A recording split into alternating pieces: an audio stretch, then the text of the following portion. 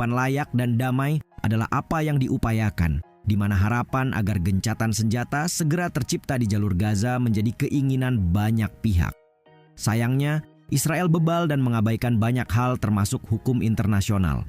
Namun di balik itu semua, ada harga yang harus dibayar oleh pemerintahan Benjamin Netanyahu. Pernahkah kalian mendengar bahwa kepemimpinannya tak lagi dikehendaki oleh warga sendiri?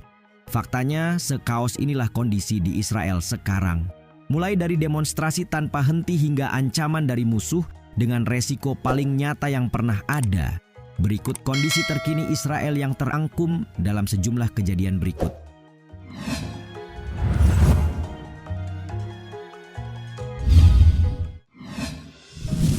Demo rakyat Israel. Israel tengah menghadapi gelombang demonstrasi berjilid-jilid yang sukses bikin Netanyahu kelabakan. Terbaru, aksi ribuan warga yang memadati halaman gedung parlemen sejak 31 Maret hingga berhari-hari kemudian diklaim sebagai demonstrasi anti pemerintah terbesar sejak perang yang dilancarkan Israel terhadap Hamas pada Oktober lalu. Melalui informasi yang dilansir VOA, massa yang diperkirakan berjumlah 10.000 orang itu berkumpul demi tuntutan yang selalu sama, yakni mendesak pemerintah untuk mencapai kesepakatan gencatan senjata guna membebaskan puluhan sandera yang masih ditahan oleh Hamas di Gaza serta pemilihan umum dini untuk disegerakan. Menurut mereka, pemilu ulang perlu dilakukan supaya Israel memiliki pemerintahan yang sah. Mengingat saat ini ada banyak ketidakpercayaan terhadap apapun yang dilakukan pemerintah. Massa memblokir jalan raya hingga menyalakan suar, menuntut Perdana Menteri Benjamin Netanyahu untuk mundur, sementara polisi berusaha membubarkan massa dengan menembakkan meriam air. Menanggapi itu, Netanyahu pun menggelar konferensi pers di Yerusalem. Ia menegaskan akan mencari jalan keluar sebab pemilu di tengah situasi perang akan menyebabkan kelumpuhan negara selama berbulan-bulan. Ia pun percaya bahwa saat ini Israel berada di ambang kemenangan.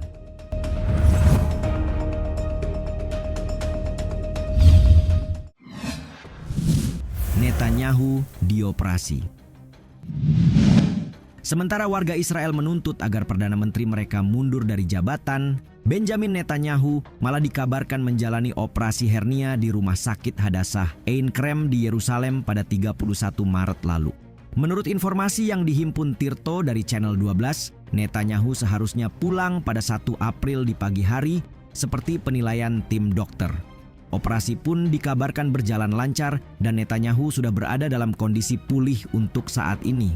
Melalui situs web kantor Perdana Menteri, Netanyahu menyampaikan kabar keluarnya ia dari rumah sakit.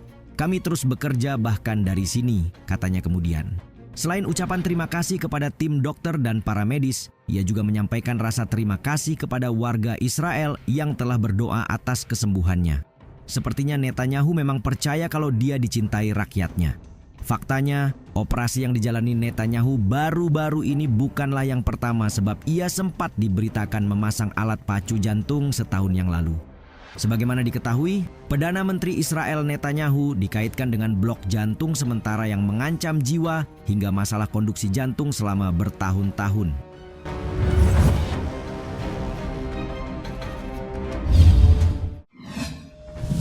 Salah pencet, helikopter tembak rekan sendiri. Kabar mengejutkan datang dari seorang perwira tinggi Angkatan Udara Israel yang dilaporkan menekan tombol secara tidak sengaja dengan potensi bahaya yang mengancam keselamatan anggotanya sendiri. Laporan menyebutkan bahwa petugas yang dimaksud adalah Komandan Pangkalan Angkatan Udara Ramon, di mana media Israel hanya menampilkan inisial saja dari perwira tersebut. Ia disebut melepaskan tembakan dari helikopter Apache yang hampir mengenai tentara IDF di jalur Gaza.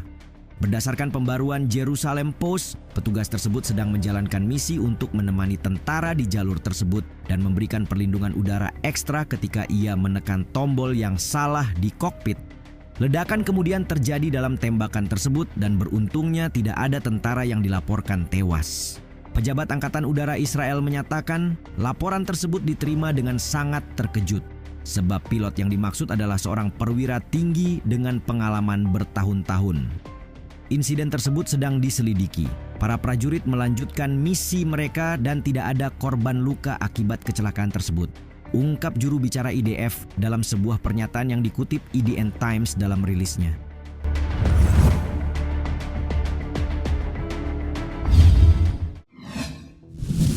Bom pekerja kemanusiaan.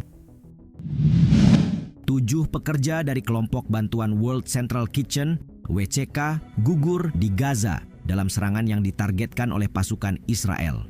Koki selebriti sekaligus pendiri WCK, Chef Jose Andres menyebut Israel sengaja menyasar para relawan kemanusiaan di Gaza secara sistematis dari mobil ke mobil.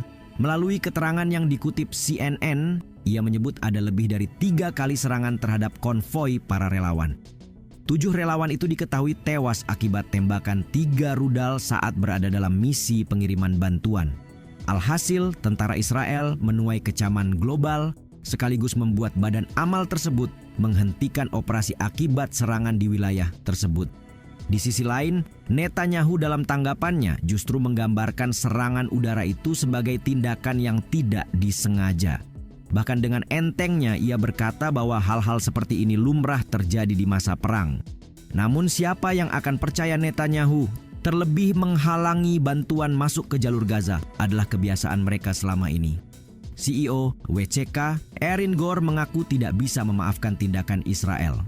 Ini bukan hanya serangan terhadap WCK, ini adalah serangan terhadap organisasi kemanusiaan yang muncul dalam situasi paling mengerikan di mana makanan digunakan sebagai senjata perang, katanya menegaskan.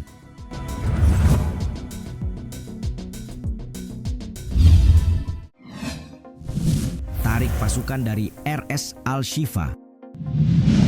Israel akhirnya meninggalkan rumah sakit terbesar di Gaza, RS Al-Shifa, setelah operasi yang dilancarkan oleh pasukan khusus selama 2 minggu.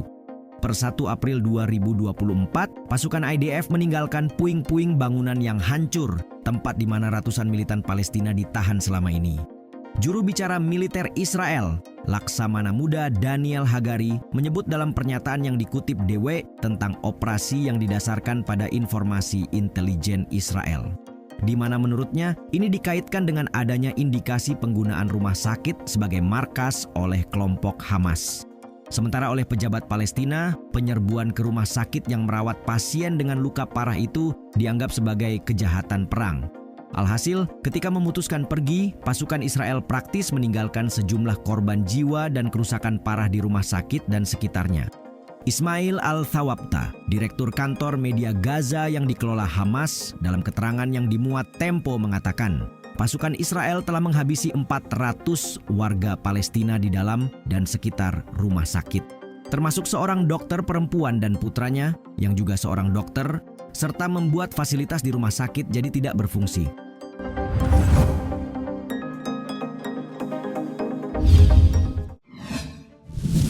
Akan diserang Iran.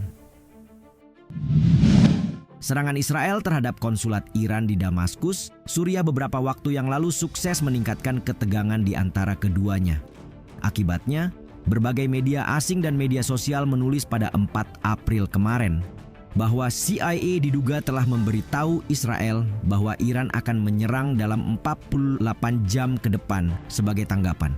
Berdasarkan laporan Al-Mayadin yang mengutip Channel 13 Israel, Israel disebut makin terlibat dengan Iran dalam konfrontasi terbuka, di mana perang di Gaza dan eskalasi yang sangat signifikan di Lebanon menekankan perlunya menanggapi ancaman Iran dengan serius.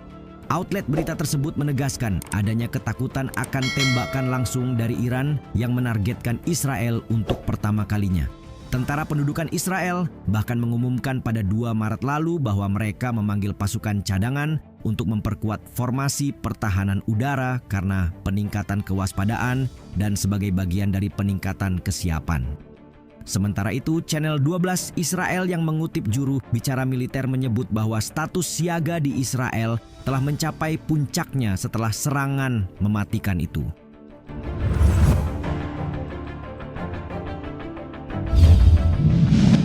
Itulah tadi sejumlah fakta terkait kondisi terkini di Israel. Menurut kalian, informasi manakah yang paling mengejutkan?